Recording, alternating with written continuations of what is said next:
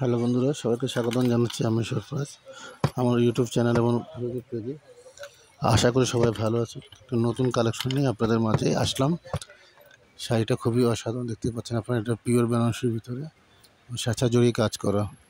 সেই শাড়িটা যারা প্রাইস করছেন আপনারা স্ক্রিনশট দিয়ে ইনবক্স করে দিবেন। আমি আপনাদের ইনবক্সে ডিটেলস দিয়ে দেবো। আর অগ্রিম কোনো পে করতে হবে না।